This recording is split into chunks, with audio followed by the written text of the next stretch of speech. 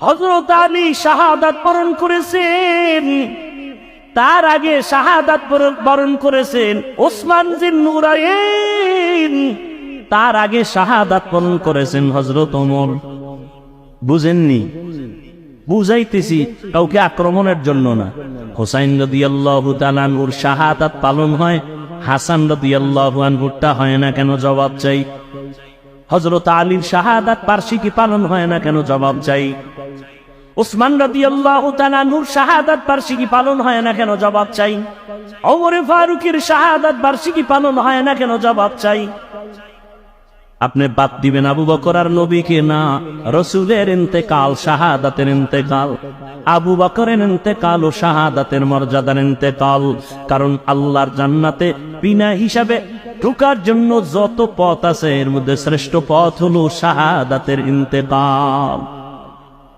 বেঈমানের হাতে আঘাত পাইয়া শাহাদাত বরণ করেছেন ওমর, ওসমান, আলী, হাসান, হুসাইন। কিন্তু কোন বেঈমানের হাতে আঘাতপ্রাপ্ত হইয়া আমার রাসূলের শাহাদাত হয় নাই, আবু বকরের শাহাদাত হয় নাই। কিন্তু আল্লাহ তাদেরকেও শাহাদাতের মর্যাদা দান করেছেন।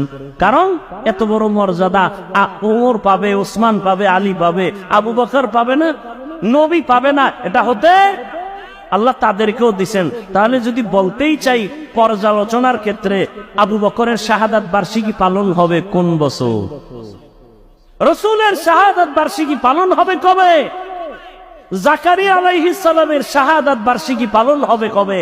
ঈসা নবীর শাহাদাত বার্ষিকী পালন হবে কবে? 1 নাম্বার 3, হুসাইন কারবালায় গেলেন কেন? কারবালার প্রান্তরে হুসাইন রাদিয়াল্লাহু তাআলা গেলেন কেন? আম্মা জান আয়েশা রাদিয়াল্লাহু আনহা বলেছিলেন, হাসান হুসাইন কারবালায় যাইও না। কিন্তু হুসাইন গেলেন কেন? হুসাইন বলে, আমি যাওয়ার কারণ কি? আমি চাই এ দুনিয়ার মানুষ একমাত্র আল্লাহর গোলামি করবে, ইয়াজিদের গোলামি করতে দেয়া যাবে না।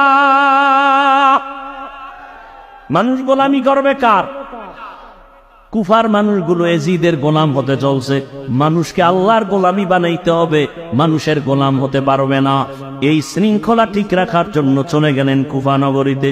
যুদ্ধ যখন চলে তখনও তার সন্তান একটা শাহাদাত বরণ করেছেন। ঠিক সেই সময়ে ইতিহাস বলে হুসাইন নামাজে রক্ত হয়েছে, নামাজ পড়েছেন, কাজা করেননি। এবার আপনাদের ফাইনাল প্রশ্ন, বড় পীর আব্দুল কাদের জিলানী, খাজা মঈনুদ্দিন চিশতি আজমিরি, কুতুবউদ্দিন বখতিয়ার কাকি, শাহজালাল, শাহপরান, শাহ মখদুম, খান জাহান আলী,